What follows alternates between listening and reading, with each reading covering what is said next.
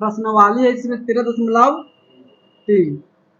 इसका 4 number question है। इसमें व्यास 3 मीटर का एक कुआं 14 मीटर की गहराई तक खोदा जाता है। ऐसा सोचिए, इसमें व्यास कितना है, 3 मीटर है और 14 मीटर क्या है इसका गहराई है। एक कुआं को खोदा जाता है। इससे निकली हुई मिट्टी को कुएं के चारों ओर 4 मीटर चौड़ी एक वृत्ताकार वलय बनाते हुए समान रूप से फैलाकर एक प्रकार का बांध बनाया जाता है। बांध की ऊंचाई ज्ञात कीजिए। क्वेश्चन समझ में आया कि नहीं? देखो, इसमें एक कुआं खोदा जाता है। कुआं के व्यास कितना है इसमें 3 मीटर और गहराई है इसमें 14 मीटर। जब कुआं खोदेंगे उससे क्या मिट्टी निकलेगा, जो मिट्टी निकलेगा उससे क्या करता है, कुआं के चारों तरफ क्या करता है, समान रूप से फैला देता है।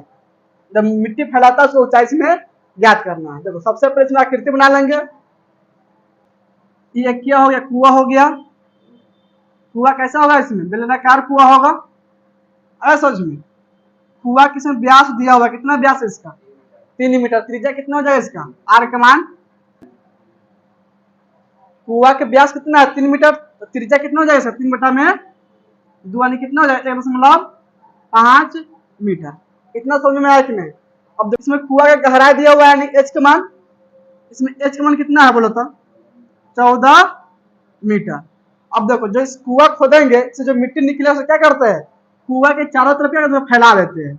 अरे बात समझ में, ये क्या है, पूरा मिट्टी फैला हुआ है। कितना मीटर चौड़ा फैलाते हैं इसको, 4 मीटर। यानी कि यहाँ से इसका लंबाई होगा कितना होगा है 4 मीटर। इधर भी 4 मीटर होगा लंबाई। इतना समझ में आया कि नहीं? अब देखो, कुआं का जो आयतन होगा बांध के आयतन के बराबर होगा कि नहीं? देखो, यहाँ पे लिख लेंगे सबसे पहले हॉल क्या लिख लेंगे, बांध में 2 त्रिज्या होगा। एक त्रिज्या देखो अंदर वाला होगा। बांध कैसा है इसमें से देखो, बांध से वलय बन जाएगा 2 का वृत्त, इस तरह हो गया बांध, इस तरह से बांध हो गया। ये बात सोच में, यहाँ त्रिज्या क्या होगा, आंतरिक त्रिज्या होगा और त्रिज्या क्या हो जाएगा इसका बाह्य त्रिज्या हो जाएगा। बात समझ में आ रहा है कि नहीं? तो आंतरिक त्रिज्या से क्या हो जाएगा, आंतरिक जो त्रिज्या होगा कुआं का त्रिज्या बराबर हो जाएगा। यहाँ पे लिखेंगे बांध के आंतरिक त्रिज्या, बांध के आंतरिक त्रिज्या, इसको लिखते हैं छोटा आर बराबर, इसका मान कितना हो जाएगा इसमें 1.5 मीटर। इसके बाद फिर लिखेंगे बांध की बाह्य त्रिज्या, इसको लिखता है 12। देखो, इसका मान कितना जाएगा बोलो तो, देखो इसका मान कितना है 1.5 है त्रिज्या, और चौड़ाई कितना है इसमें 4 मीटर चौड़ा है कि नहीं? तो इसका मान कितना होगा 1.5, ये कितना है 4, दोनों को जोड़ेंगे तो कितना पड़ जाएगा, इसका लिख लेंगे 1.5 प्लस में 4 बराबर हो जाएगा 5.5 मीटर। इतना समझ में इसमें आया कि नहीं? बांध में समझ में आ गया। इसको ऊंचाई क्या मान लिया h, इसमें 2 त्रिज्या बनेगा, एक अंदर के और एक बाहर का। तो अंदर त्रिज्या कितना हो जाएगा इसमें 1.5 मीटर और बाहरी त्रिज्या हो जाएगा 5.5 मीटर। और उसके बाद इसमें कुआं दिया हुआ है, आप लिखा कुआं में, क्या लिख लेंगे कुआं में। जब कुआं में क्या क्या दिया हुआ है, कुआं का त्रिज्या और ऊंचाई, इसमें लिखेंगे कुआं में त्रिज्या बराबर, त्रिज्या यानी कि आर के मान कितना है इसमें 1.5 मीटर और ऊंचाई इसमें कितना हो जाएगा बोलो तो, ऊंचाई यानी इसमें बराबर से मान लेंगे 14 मीटर। कितना है 14 मीटर है कि नहीं, बराबर के मान 14 मीटर। इतना इसमें समझ में आ गया। अब देखो ध्यान से, इसे प्रश्न से क्या हो जाएगा, कुआं का आयतन बराबर बांध का आयतन होगा कि नहीं? यहाँ पे लिखेंगे प्रश्न से कुआं के आयतन बराबर बांध के आयतन, बांध के आयतन। देखो, दोनों दूसरे बराबर क्यों होगा, क्योंकि जो कुआं का आयतन होगा, जो मिट्टी इसमें से निकालेंगे वही मिट्टी क्या है चारों तरफ फैलाए हुए हैं, यानी उसी से बांध बना हुआ है, इसलिए दोनों का आयतन क्या होगा एक दूसरे के बराबर हो जाएगा। अब देखो, कुआं का आयतन क्या होगा इसमें, कुआं कैसा है इसमें बेलनाकार है, तो बेलन का आयतन क्या होता है पाई आर स्क्वायर एच। आप लिखेंगे पाई, इसका मान क्या लिखेंगे पाई आर स्क्वायर और एच इसमें बड़ा लिखेंगे।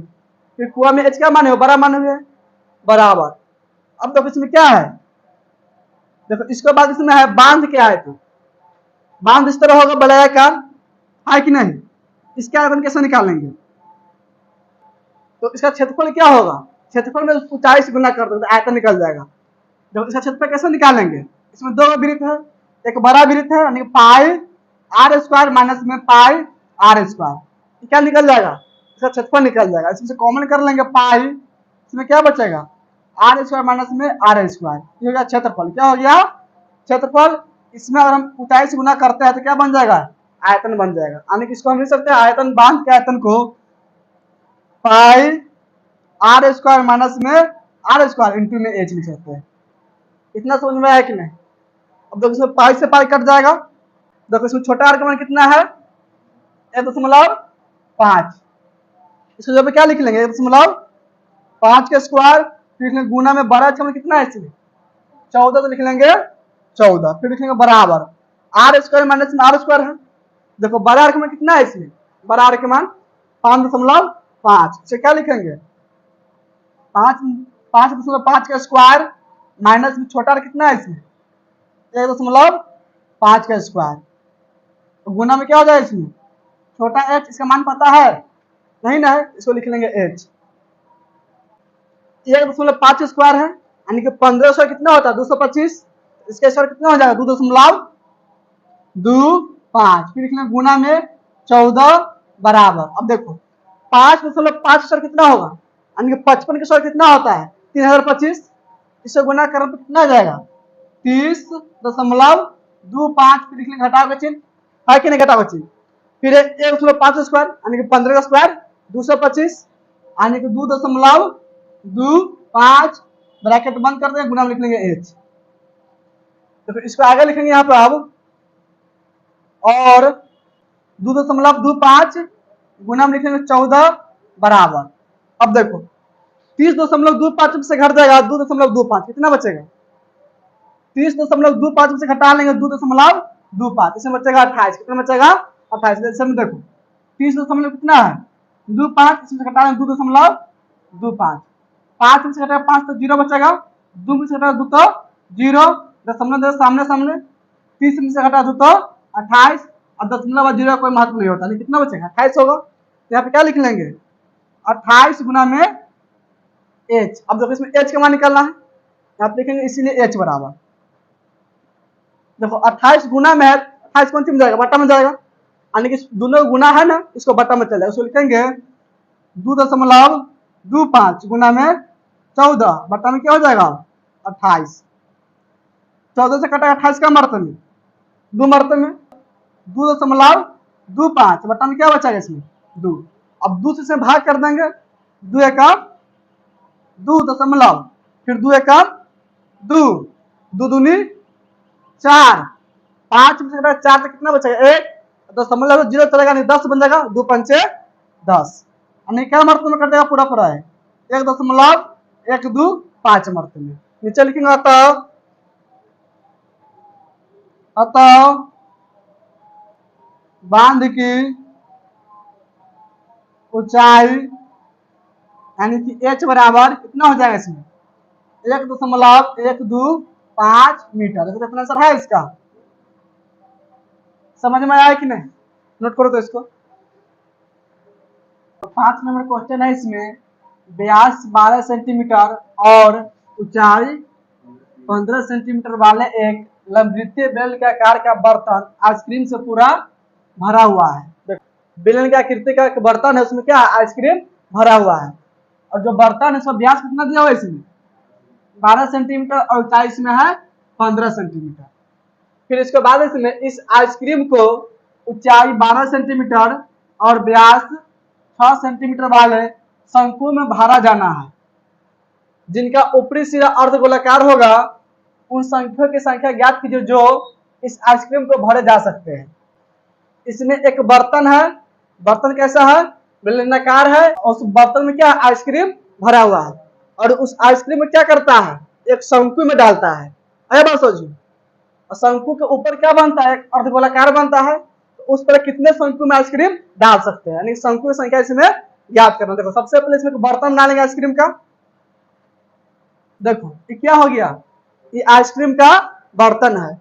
इसका व्यास इसमें दिया हुआ कितना है, 12 सेंटीमीटर। तो त्रिज्या कितना होगा इसमें, आर के मान, इसमें 12 आर मानेंगे, इसका मान इसमें 6 सेंटीमीटर। अब देखो इसका ऊंचाई कितना दिया हुआ है, ऊंचाई इसका है 15 सेंटीमीटर, यानी कि एच का मान कितना होगा इसमें 15 सेंटीमीटर। ये भी आर होगा, इसका भी मान इसमें हो जाएगा 6 सेंटीमीटर। इतना समझ में आया कि नहीं। ये बर्तन कैसा है, बेलनाकार है। इस बर्तन में क्या है, पूरा में आइसक्रीम डाला हुआ है। क्या है इसमें, आइसक्रीम डाला हुआ। अब इस आइसक्रीम को निकालना है, बात समझ में आ रहा है कि नहीं। इस आइसक्रीम को निकाले कौन सी में डालते हैं, शंकु में। देखो ये शंकु हो गया, है कि नहीं। जब इसमें हम आइसक्रीम डालेंगे, आइसक्रीम कहाँ तो जाता है, ऊपर तक आइसक्रीम जाता है, यानी कि इस तरह आएगा आइसक्रीम इसमें। समझ में आया कि नहीं। शंकु में हम आइसक्रीम डालेंगे तो आइसक्रीम ऊपर तक जाएगा, तो ऊपर वाला भाग क्या कहलाएगा, इसमें अर्धगोला है। समझ में आया कि नहीं। तो इसी भाग में हमको पूरा में आइसक्रीम डालना है। तो इस तरह क्या होगा, शंकु में आइसक्रीम पूरा हटेगा। समझ में आया कि नहीं। इस बर्तन में जो आइसक्रीम है उसको निकाल के इसमें डालेंगे, यानी शंकु से संख्या निकालना है। देखो इस शंकु में दिया हुआ है, शंकु में क्या दिया हुआ है, इसका ऊंचाई कितना है 12 सेंटीमीटर, यानी कि इसमें एच कितना है 12 सेंटीमीटर। अब देखो इसका व्यास इसमें 6 सेंटीमीटर, यानी त्रिज्या में कितना जाएगा इसमें, आर का मान 3 सेंटीमीटर। जो अर्धगोला बनेगा तो इसका त्रिज्या कितना हो जाएगा 3 सेंटीमीटर। इतना समझ में इसमें आया कि नहीं। अब देखो इसका हम शंकु संख्या कैसे निकालेंगे, जो पूरा आयतन होगा इस बेलन का, बेलन में क्या आइसक्रीम है कि नहीं, जो बेलन का आयतन होगा इस आइसक्रीम के आयतन से भाग कर देगा बेलन के आयतन में।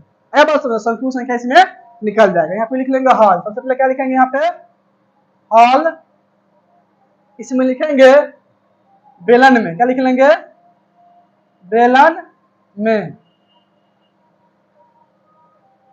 देखो इसमें दिया ऊंचाई कितना दिया, ऊंचाई इसमें बेलन में ऊंचाई कितना दिया है इसमें, एच का मान 15 सेंटीमीटर। कितना है 15 सेंटीमीटर। त्रिज्या कितना इसका, आर का मान, त्रिज्या देखिए 12 आर इसमें है 6 सेंटीमीटर। ठीक, क्या है इसमें शंकु है। शंकु में जब आइसक्रीम डालेंगे ऊपर गोलाकार भाग बनता है, यानी कि शंकु और अर्धगोला दो चीज से बनेगा। आप लिखेंगे शंकु में, क्या लिख लेंगे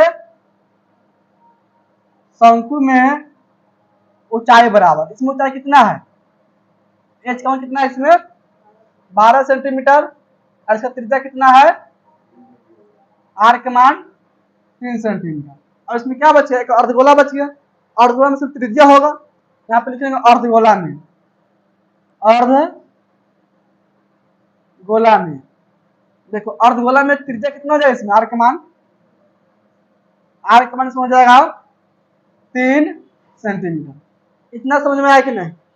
इसमें निकालना कौन चाहिए, शंकु की संख्या।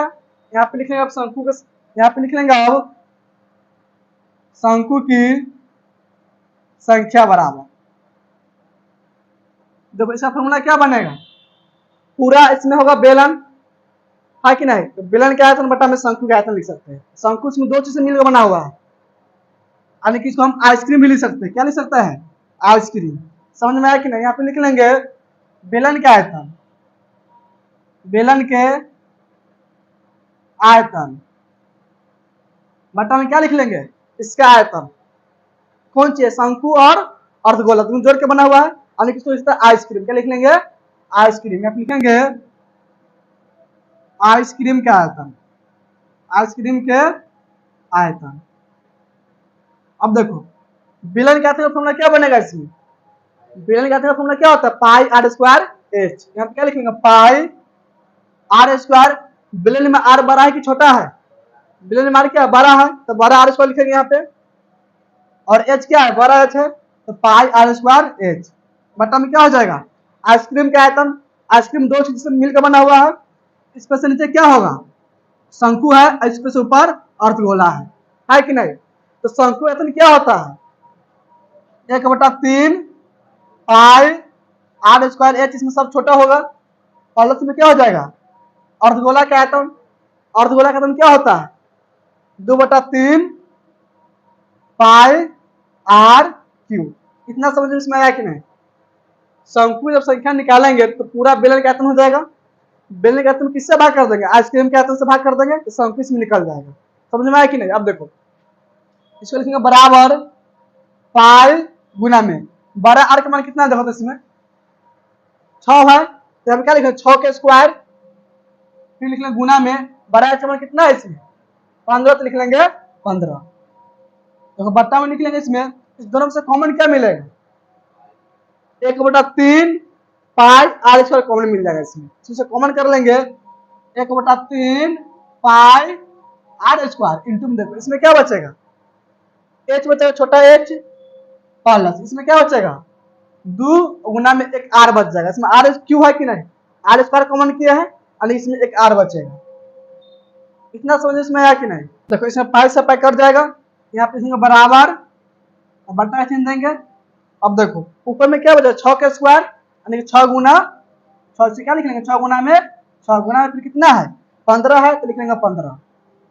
बट्टा में क्या बचा? देखो 1/3 होगा, 1/3 फिर गुना में देखो यहाँ पे आर स्क्वायर है, छोटा आर है, छोटा आर का मान कितना है इसमें 3 यानी 3 के स्क्वायर 3 गुना 3, यहाँ पे क्या लिख लेंगे 3 गुना 3, फिर इंटू में क्या देखो एच है, एच का मान कितना है इसमें देखो तो छोटा एच का मान 12 है, तो क्या लिख लेंगे यहाँ पे 12, फिर जोड़ के लिखेंगे 2 के 2 लिख लेंगे, फिर गुना छोटा आर का मान कितना है इसमें 3 है, तो लिख लेंगे 3, ब्रैकेट बंद कर देंगे। अब देखो इसमें 3 से 3 कट जाएगा, अब लिखेंगे बराबर 6 गुना में 6 गुना में 15, बट्टा में क्या बचेगा 3 इंटू में देखो 12 प्लस 3 दूनी 6।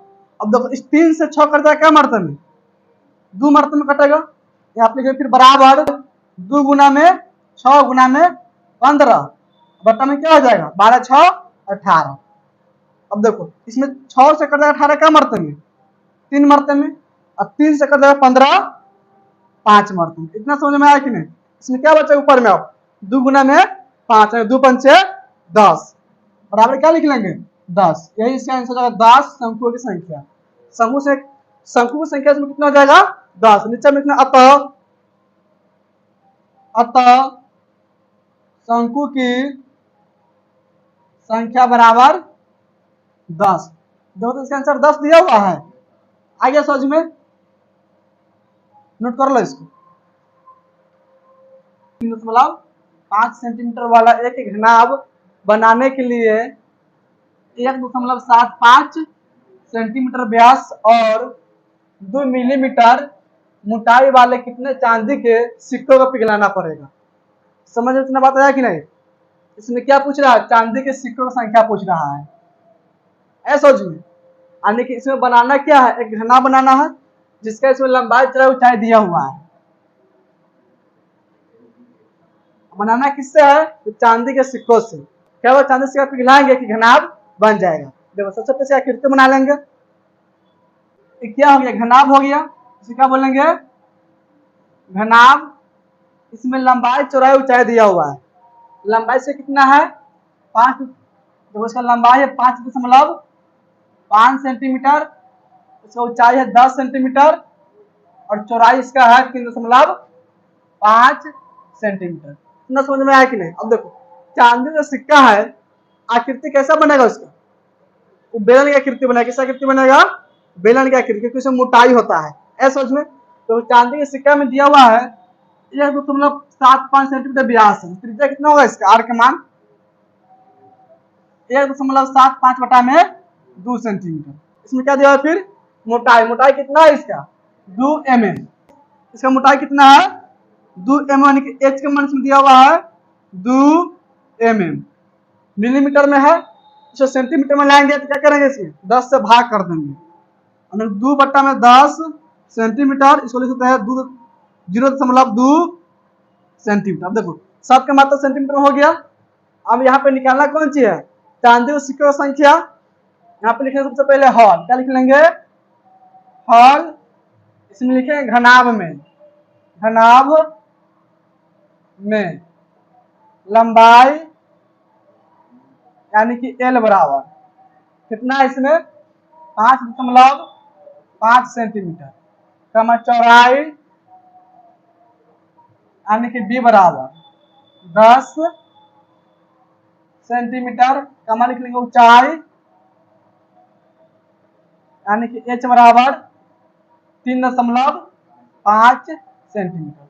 इसके बाद चांदी और सिक्कों में क्या लिख लेंगे यहाँ पे, चांदी के सिक्के में देखो इसमें लिखे मोटाई इसमें जाएगा ऊंचाई के बराबर होगा यानी कि एच लिखेंगे इसको बराबर जगह 0.2 सेंटीमीटर और त्रिज्या कितना हो इसमें आर का मान, त्रिज्या यानी कि छोटा आर इसमें लिखेंगे 1.75 बटा में 2 सेंटीमीटर। इतना समझ में आया कि नहीं इसमें। इसमें निकालना कौन से चांदी और सिक्कों की संख्या। अब बस यहाँ पे लिख लेंगे अब चांदी के सिक्कों की संख्या बराबर सिक्कों के संख्या बराबर, देखो इसका फॉर्मूला क्या बनेगा, घनाभ का आयतन बट्टा में क्या जाए चांदी के सिक्का का आयतन, घनाभ के आयतन बट्टा में हो जाएगा इसमें चांदी के सिक्का के आयतन यानी कि ये वो चांदी के सिक्का का आयतन, ठीक है ना। अब देखो बराबर यहाँ पे लिखेंगे घनाभ के आयतन का फॉर्मूला क्या होगा, घनाभ के आयतन का फॉर्मूला क्या होता है LBH यानी कि L गुना में B गुना में H बट्टा में क्या लिख लेंगे चांदी के सिक्के का आयतन, चांदी के सिक्का किस आकृति का है, बेलन की आकृति का है। इसका फॉर्मूला क्या बनेगा आयतन का पाई R स्क्वायर H। देखो इसमें बराबर L का मान कितना है इसमें 5.5 फिर गुना में B का मान कितना देखो था 10 फिर गुना में H का मान कितना है 3.5 बट्टा में लिखेंगे पाई R स्क्वायर H है, पाई का मान कितना लिखेंगे 22/7 फिर लिख लेंगे गुना में छोटा R स्क्वायर है, R का मान कितना है देखो छोटा R का मान 1.7 बट्टा में 1.75 बट्टा में 2, इसको लिख लेंगे 1.75 बट्टा में 2 फिर गुना में 1.75 बट्टा में 2 फिर गुना में क्या हो जाए इसमें एच है, छोटा एच में कितना है इसमें 0.2, तो इसको बराबर लिख लेंगे। अब इसमें कौन कटने वाला है, इस 2 से कट जाएगा 22 11 मरतबे में कटेगा और इसमें 2 से कट जाएगा 0.1 मरतबे में कट जाएगा। इतना समझ में आया कि नहीं। और 7 से काट दो 1.75 को, 7 दूनी कितना होगा बोले तो 7 दूनी 14, इसमें कितना बचेगा 3 उतरेगा 5 35 बनेगा 7 5 35 यानी कि 0.25 मरतबे में कर जाएगा 7 से, ऐसा समझ में।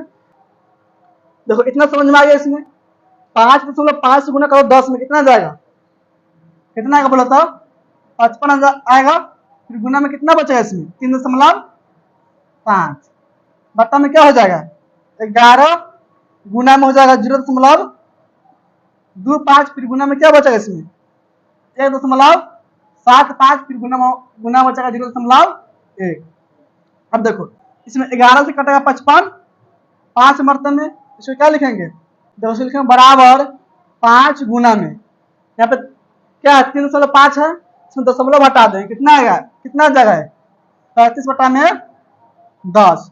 अब मेन बटा में क्या होगा देखो तो हो जाएगा इसको 10 बटा में कितना बनेगा 25 बटा में 100 फिर गुना में हो जाएगा 175 बटा में 100 फिर गुना में हो जाएगा 1 बटा में 10। इतना समझ में आया कि नहीं। 5 गुना में 35 बटा में 10 मेन बट्टा है कि नहीं, इसको ऊपर सेम लिखाएगा इसको क्या लिख दिया 5 गुना 35 बटा में 10। अब मेन बट्टा किससे बदलेगा गुना बदलेगा, यहाँ पे गुना अच्छी लिखेंगे।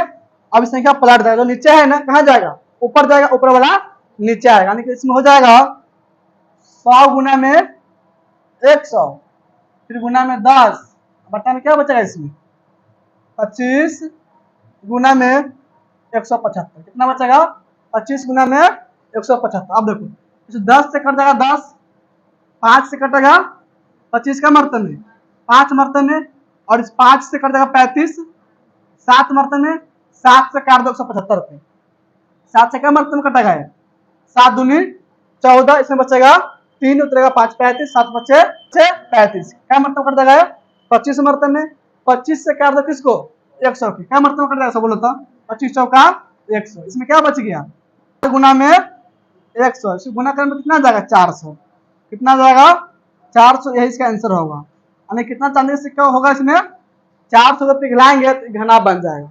ऐसा समझ में, तो आंसर है इसका, नोट कर लो इसको।